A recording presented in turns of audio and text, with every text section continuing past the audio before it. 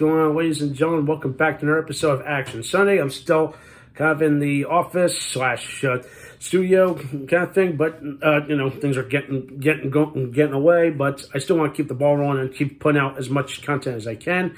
But anyway, let's get down to business. This week's episode is Death Wish. This has been a long waited request that I've been putting off for quite some time because, quite frankly, I couldn't find it. But thank you, Paramount, for putting it out because, again, I'm going to say this. You'll never know what you'll find.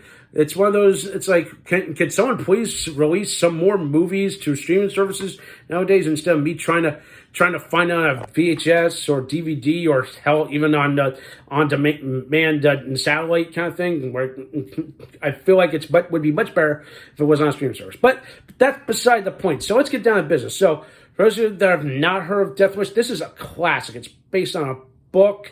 How can I put this in simple words? But it's an incredible story. But it has some great themes and tones that still ring to today, in my opinion. So, Charles Bronson plays a guy named Paul Kersey, which, believe it or not, according to what I was told, was that originally Paul Kersey was going to be a New York accountant, but they decided to change it to an architect, which I thought was unique.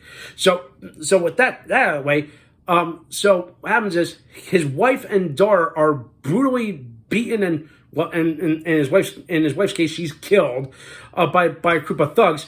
And here's something crazy. One of the thugs is a young Jeff Goldblum. I shit you not, folks. Go find it.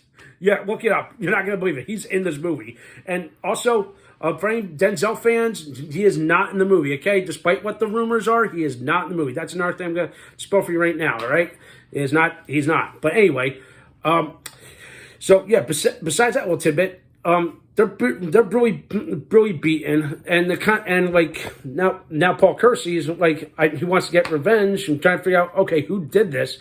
He wants justice, so he goes to the police, and they're like, we're doing what we can, but he realizes that it's not going to doesn't take too long. But then as the movie goes on, he decides to take the law into his own hands and tries to, and essentially, becomes a pseudo vigilante.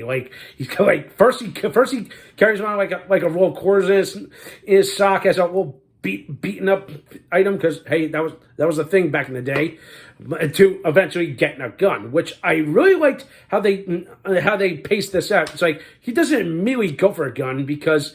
Here's the thing. It's like you can definitely tell what social class or political class he is, judging by his mannerisms. But one trip to Arizona, because since he's an architect, and a night at a gun club is the catalyst for him to turn from this weak, feeble guy to being this long arm to being this vigilante. And that's what I love. And Charles Bronson just does it in strides. And I know everyone says he's like a poor version of Clark Gable. I'm like, what? That's what I was told. But fuck that. He's a badass. I mean, well, this is a guy that's been in westerns before this. So come on. And he's also been in other ones. I have some movies I have reviewed, not just Assassination and Murphy's Law. I mean, come on, those are some good Charles Bronson movies, so I can keep going on and on. But let's see, the rest of the cast, outside of the unexpected, holy shit, that's Jeff Goldblum.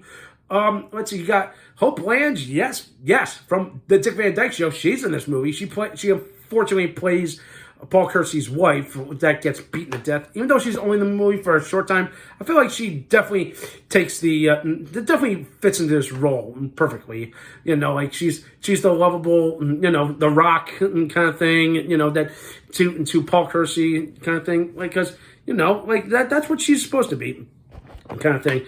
Other than those two or three actors, nothing else. But I did like the setting, the gritty New York streets was perfect. Again, the pacing is just well kept. It's like they don't. Again, this is what I miss. Is like movies like this. It's like all right. It's an action movie. Something happens. It weights down. It slowly builds, and then finally you see the movie just turn. You finally see the gears starting to turn. You see the character transformations as you go, as the movie goes along, and that's what I liked about it. They don't make movies quite as much like this. And of course, I know that's a line that's starting to be cliche, but that's a god-awful truth, people. It's like Hollywood doesn't like to Hollywood changes. I hate it. It's like, come on, why would you change things that were good in the past? Okay, stick to it. Okay, I know and things may be outdated, but stick to it. But that's just me. But also, I'm just gonna say this. Like, this is where I connect with Charles Bronson's character. It's like, yeah, if I was in his shoes and that happened to my wife or my pets or my kids or anything like that, I would take the law in my hands and I would go and find them and beat the living hell out of them. I don't care because, and of course, again, like I mentioned, that some of this rings true today. It's like, yeah, like, police don't care. It's like, yeah, like, come on, what the fuck, people? Like you got like criminals roam the streets, bring their ass to justice, okay, and also stand up for yourself, all right?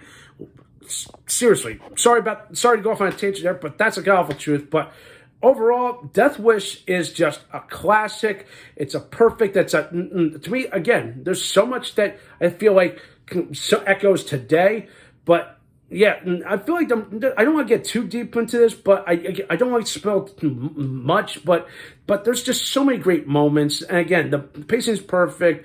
Like, the body count goes up, and of course, again, it feels like the more I watch it, like, I kind of crack myself up. It's like, I understand he's trying to be a vigilante. It kind of turns to a slasher movie, but it's not. But again, like, Bronson just takes this role, runs with it. To me, it's one of the more iconic roles, and it shouldn't be passed over. I'd say give this movie a watch. It's great. And with that in mind, I'm going to give Death Wish a hard 8 out of 10. That's all I'm going to say. I definitely recommend it. It's what I consider as one of the best movies of all time. That's up for debate, okay? That's something I might say for another day, all right? But that's just for this week. I want to hear your thoughts about it, but yeah, so stay tuned for more exciting content because I'm going to do this. I'm going to try to find all the Death Wish movies, and I'm definitely going to review the controversial remake from 6 years ago. All right, that's it for this week. That was the video. Subscribe to my channel and stay tuned for some more awesome and exciting content.